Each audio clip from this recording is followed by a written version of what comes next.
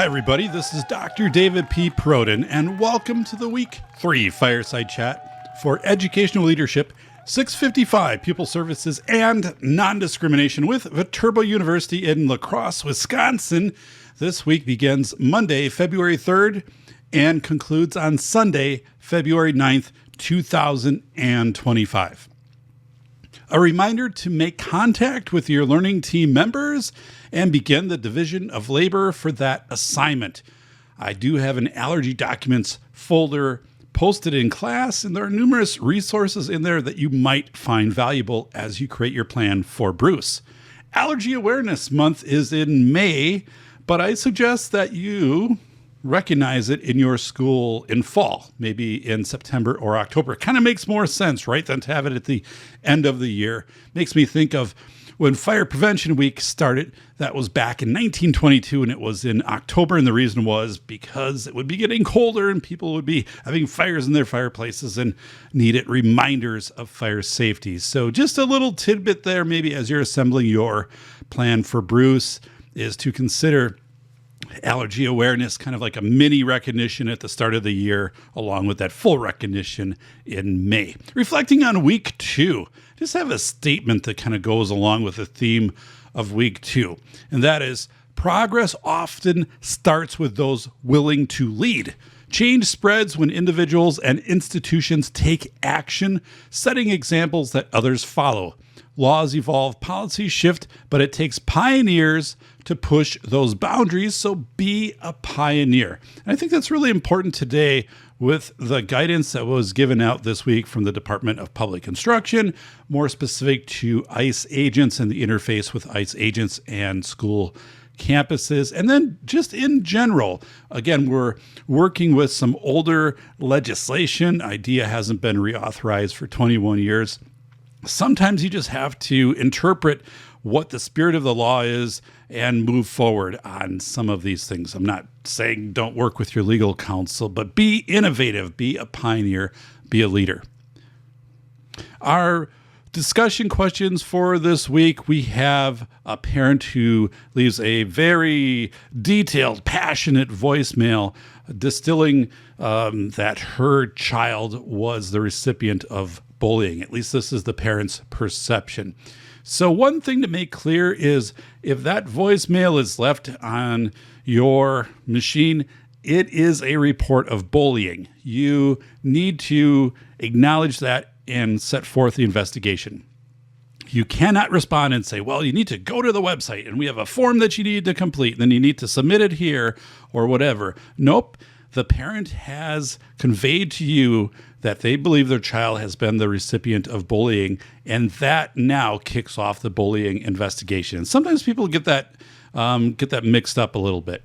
Of course, you're going to gather more information, and maybe you want to formally enter it into your system and take the information the parent had, call them and ask them questions and walk them through as you enter more information.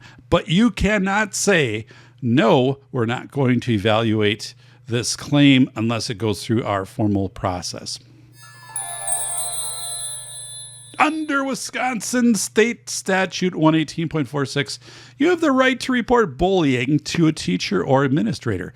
The person who receives your report must take it seriously, meaning they must actually investigate it and both support and protect you against any backlash for making the report.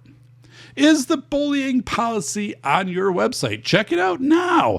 And if so, how easy is it to find and understand, and also possibly any reporting? We do have the state Speak Up, Speak Out tip line, which can be a conduit for reporting bullying. But again, make sure that that is available on your website and easy to access.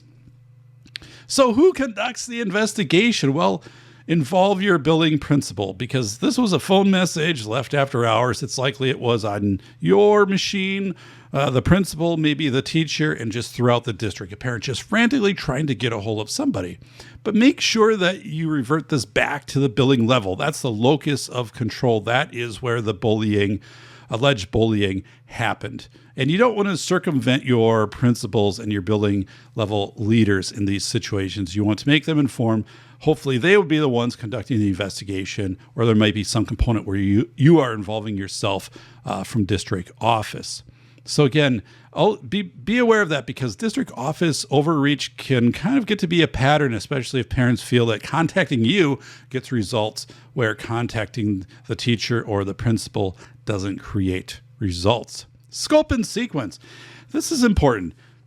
Understand what is done in your district from a pre-K level through a 12th grade level for education about bullying and harassment, and also efforts to mitigate that. I do have a scope and sequence document that I'll share in class, which is excellent. Just that format and some of the samples. And I encourage you to do that, to be able to crisply report out to your administrator or your board of education. Here is what we do at 2nd grade. Here's what we do at 8th grade. Here's what we do at 11th grade. And that is always evolving. School safety. We will address that later in the course. Just a couple of key points. All students must participate in all safety instruction, drills, and exercises. You cannot exempt students from safety drills via the IP or other district-created document. In the past, students have presented documents to me, and they've said, here's what the parent fills out, and this exempts the student from participating in the fire drill or the intruder drill or whatever, and that's illegal. You cannot do that. So if that practice is happening in your district, you have to recognize it and change it. ADA, the American Disability Act, Chapter 7, Addendum 2, which I do have linked out here in week 3, outlines your obligations for safety instruction and participating in safety drills. And the IEP is not a tool designed to exempt students from safety drills. Just be aware of this, because in past classes, this has come up quite a bit. Shout outs! Joe. All right, Joe. Joe stated in our All Students Participate in All Safety Instruction and Drills forum, we have a student in a wheelchair. In the event of a fire, the elevators are not safe to use. Therefore, our special ed staff understand that they must carry or drag the student down the stairs and outside. They do not practice this fully during fire drills. Instead, they practice the drills to the areas where they may have to carry the student. Then they talk about what could happen, and they do that with the student. I especially like, Joe, that you said they do that with the student. My thoughts on that. So become familiar with the tools that you might be using. As you shared, Joe, maybe it's blankets that they're going to use to move the student, or maybe it's med sleds, which is basically, if you think of those orange sleds that you slide down the hill with in winter, it's kind of like that, but it's designed to put somebody in and to move them down, for example, stairs, for example. So go through the steps, though. It is essential to go and to grab the blanket or the med sled and to bring it to the student. Think of it like practicing with an AED. So nobody grabs an AED and totally disassembles it and applies the pads and then zaps the electrodes, right? We don't do that. That's not the way that we practice with AEDs. But if we are practicing with AEDs, and again, people are going to be in a stressed mode, a stressed sense of thought as they do this, you should practice, for example, grabbing the AED, bringing it out of the cabinet and bringing it to the person. There's a lot of times we don't even know where these assets are, right? I mean, if we took sticky notes and said, hey, I want you to go back to your classroom, but as you do that, I want you to put a sticky note on the AED that's closest to your classroom, half the staff would be like, what? I'm not sure where that is. And I've taught here 11 years. So understanding where those assets are, but be as genuine as you can. So again, if it is where you're going to have a blanket or a med sled or whatever it is, to actually bring those things into the drill activity. There's another part of this called cognitive offloading. It's a concept I wrote about in my book, The Velocity of Information. We are capable of storing information in the cloud, and we do that, a lot of things. But we need to be familiar with using various tools. So Let's think of a fire engine, right? So if you have a fire engine in a fire department, it's brand new. But over the years, like you actually haven't been taking it out and kind of practicing with it. The question is, when you need that fire engine, are you going to know how to use the fire engine, how to connect it in with the hydrants, how to navigate like the roads, which might have changed, and the systems outside? Like 30 years ago, when a fire engine was ordered, especially in our area, one of the biggest concerns was like chimney fires. So that's how they designed them. Today, the new engines that arrive, they have a compartment you open up and you fly the drone out, the heat sensing drone, and it will tell you where the hot spots are, right? And you can also use it for search and rescue. So it is making sure that you're familiar with your safety tools. So that cognitive offloading. It also comes into kind of flip charts too. Like we'll just go to the flip chart. That's different than actually going to the flip chart and using the flip chart, right? Adam, as far as school safety, you mentioned this usually becomes a bigger deal during ESY, extended school year. During ESY in our district, usually only some of the most severe students attend as far as like severe needs.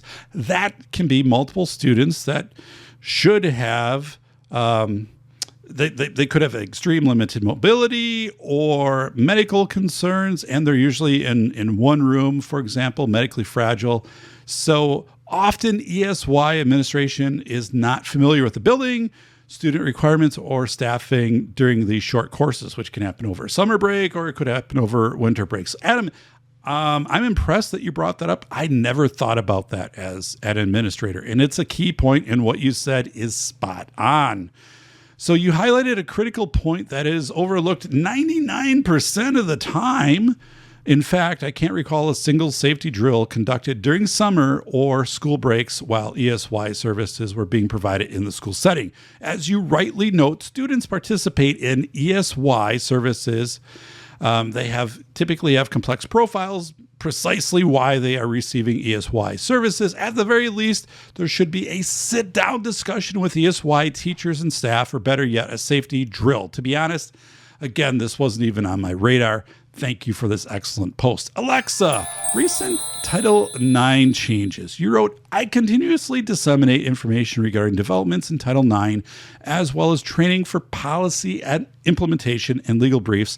For sound decision-making, I also consult with legal professionals and advocacy organizations to guide the Board of Education on issues of compliance and potential concerns that may arise in our community.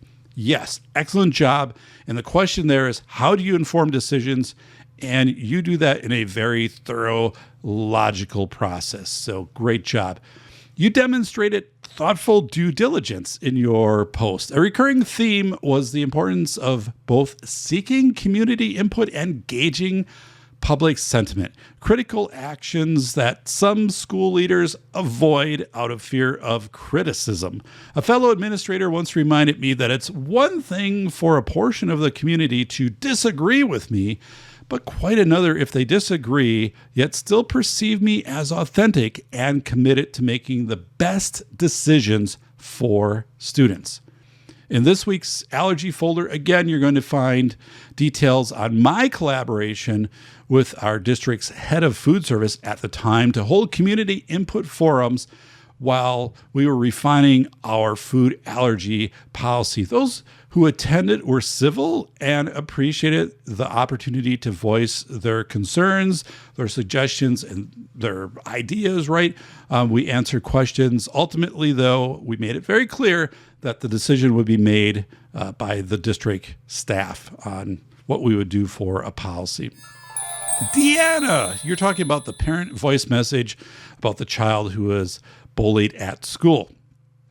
And you wrote, with the most detailed bullying report I'd really gain from this parent, I would work with the principal to determine what falls under our jurisdiction and steps we need to take to investigate, as well as if some of what may have taken place might be appropriate for the parent to consider sharing with the local police department.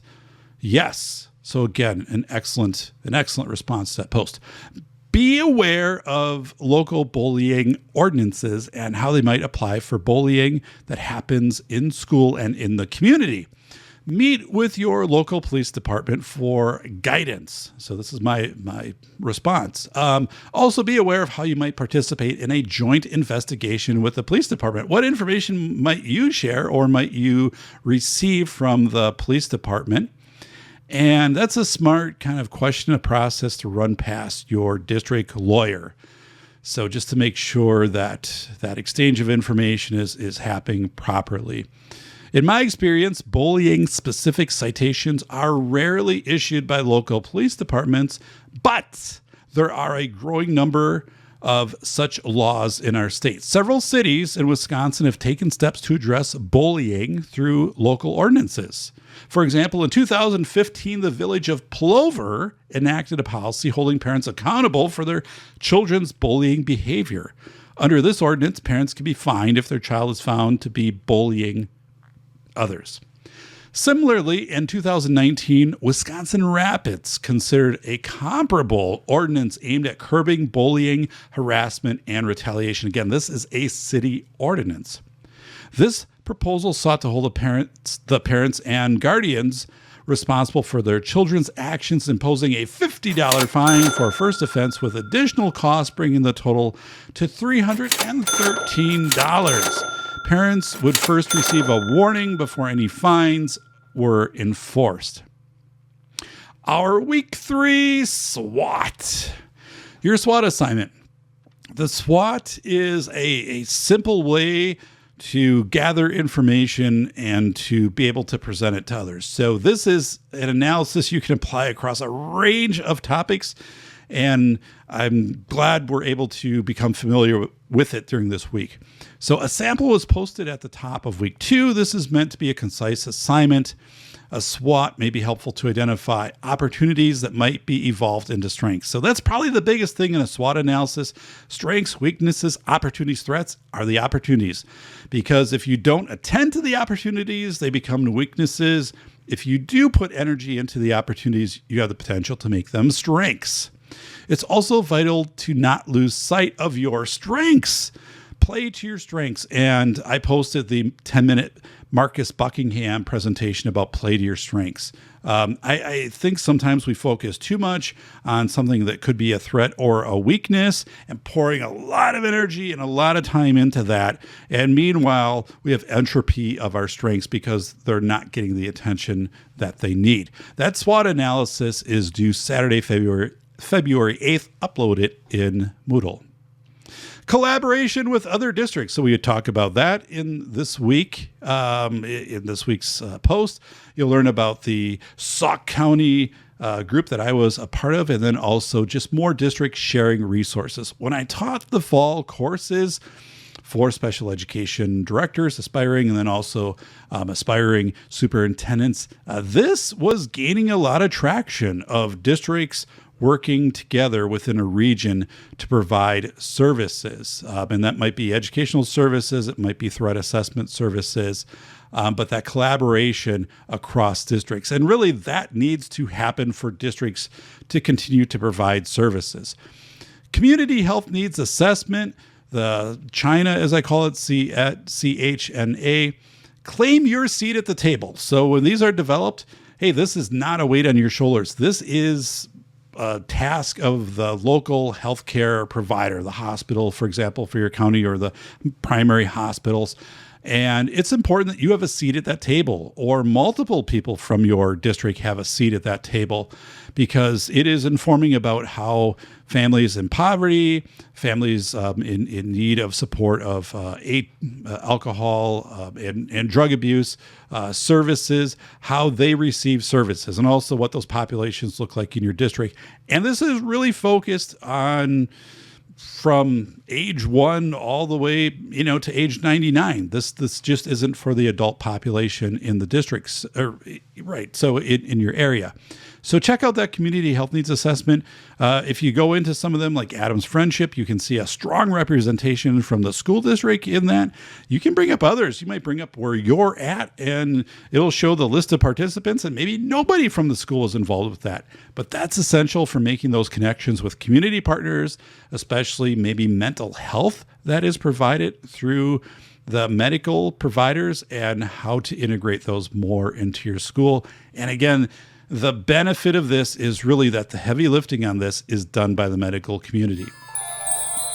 The CESA catalog of services. Now, this is kind of a wonky thing for me because for the last few years, I'll show the little video here, and it was the Emergency Assistance for Non-Public Schools, EANS. Basically, it was CESA 6 that hosted a searchable database where you could go in and type in mental health, and it would bring up, here are the different CESAs that offer mental health services to schools, and here's the menu and what it looks like, or new teacher mentoring or special education, right? All of this was available, and it was extremely crisp and clear. And then when the pandemic funding to schools ended, that stopped. So I did email the person who was in charge of this and said, what happened? And they said, it was dependent upon grant funding. And so the grant funding ended. So now you need to contact your local CESA and ask for their service catalog or try to find it on their website. I tried that with my local CESA and a few others. It wasn't as easy by a long shot as what it was a year ago when this catalog of services was more unified and searchable. So if anything, I would advocate for you to go back to your local CESA and say, restore this. This is crazy because it benefits all CESAs. It probably increases the amount of CESA services that are contracted to districts. So it's just a ridiculous move. I believe that CESA ended this very concise, well put together, searchable, very logical database that I guess was funded through the pandemic, and because now the pandemic funds don't exist, they can't keep this going. I don't understand that. But again, as a special education director, here's an advocacy point of going in and maybe with some other directors and saying, hey, start this back up. This benefits all of your CESAs and it benefits all of the districts. Again, your local CESA service catalogs. I worked for CESA 20 years ago. The services have expanded, evolved much. CESA can be a tremendous resource for your district, especially a smaller district. English language learners, counseling, mental health, suicide prevention, cultural and diversity training, and then also, mentoring for new staff. So, and the thing is, if you're going through the CESA menu and there's something on there that you are looking for and you can't find and the CESA is not providing it, contact the CESA and say, we want this service. And it's likely that other districts served by that CESA are also in need of that service. So just, if it's not there, present it and say, hey, could you make this available? What would it take for this XYZ service to be available? So I'm going to close this just by returning back with the guidance that was provided through the DPI website this week regarding an interpretation of the executive orders, and then also kind of district interactions potentially with ICE agents. And I think it's very important that you work locally on that. You are working with your school administrator, your board of education, and your local council. For example, if there's a message sent out and it's that, ICE agents can't be on a school campus, or here is your process. One of you did share that secretaries were informed that ICE agents were not to be allowed into the buildings. Perhaps, provided information, contact the Board of Education or the superintendent or whatever. The thing is, in real time, how will that actually play out? And I think we're in a very precarious position right now, kind of as a state and as a nation, but especially at a district level, to understand what might be your building level response if ICE does arrive at that location. I think it's unlikely, but it has happened in the state, and that was shared again by one of you, that it happened to a neighboring district. And I also think you need inter-rater reliability across staff, because again, one staff member might interpret the information that's presented on the DPI website or a Board of Education policy, and I do share out some policies with you regarding this, as saying, I'm acting in the best interest if I take these 4 students and put them into my car and drive as fast as I can away from the school. if ICE agents are on campus, right? That might be their interpretation of what the Board of Education expects them to do, or administration. And actually reading through some of these policies and reading through some of these proclamations and even the DPI website, I'm not sure, right, that impression wouldn't be the impression received by some people. So I think you want to make sure you have inter-rater reliability with that. Have these discussions with staff, understand what they are thinking and kind of where their best interest is, and also their professional discretion. And also, do not put anybody in harm's way, right? Do not place any of your staff or your students or your families into harm's way. I did see on CBS 58 that a teacher in Milwaukee was suspended for some discussions with families regarding possibly obstructing access with ICE agents. You can search the story out. Maybe I'll link it out. But again, I think you need congruency with that across your district and to be having discussions. I was thinking about this because, it came out after week one, and week one was, how do you do family nights? How do you get people back? Well, that's going to be very challenging now because people are going to be kind of reluctant, especially maybe migrant families, to participate in family nights, kind of given what has unfolded here, over the last week. But I want to make it very clear, though, again, I've never seen in 30 years in working in schools, and most of that in school administration, the type of response that the Department of Public Instruction, the DPI Wisconsin, put out this week. That was very fast and it's very directed.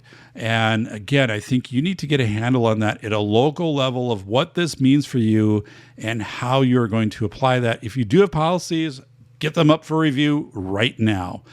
And if you don't have policies, look at the policies I posted. For example, a link to LODA, I think it's their policy 415 on immigration agents on campus. As a Pupil Service Director, this is square in your roundhouse. And you need to become very aware of what is happening right now, not only at a national level, but statements coming out of the Department of Public Instruction and how this might interface with your Board of Education policies and protocols. And again, getting a gauge for what might actually happen at a billing level if there are ICE agents who, again, approach a school, and having some inter-rater reliability with that. Because there's a lot of leeway and interpretation of how people perceive best interest of the child. So week 3 is already open. Go in and make your posts. You've been doing wonderful posts for week 2. I really appreciate it. Thank you so much. And then after week 3 is done, then week 4, week 5, we'll get back on just opening up 1 week at a time. But you've really been doing a wonderful job. I'm thoroughly enjoying this course. I commend all of you. And it's amazing because there are a number of things too that you're posting, and I'm like, boy, I never thought of it that way. I never thought of this. And again, I appreciate that you're pushing the limits. And I'll go back just to, right to the start of change spreads when individuals and institutions take action. Hey, I never thought I would present on PBS twice. I never thought I would write 2 books, one specifically about school safety. I talk to people every week about School of Errors. I talk to districts who have adopted policies and procedures based upon School of Errors and upon the PBS presentations. I was in contact this week with the head of Wisconsin Department of Justice Office of School Safety, with one of my local assembly representatives, and I'm going to be in contact with another about a potential suggestion to modify school safety, the current law in Wisconsin. So get out there, be a pioneer, and push those boundaries. All right, this is Dr. David Perrodin. Have a terrific week three, folks, and I will see you again next week.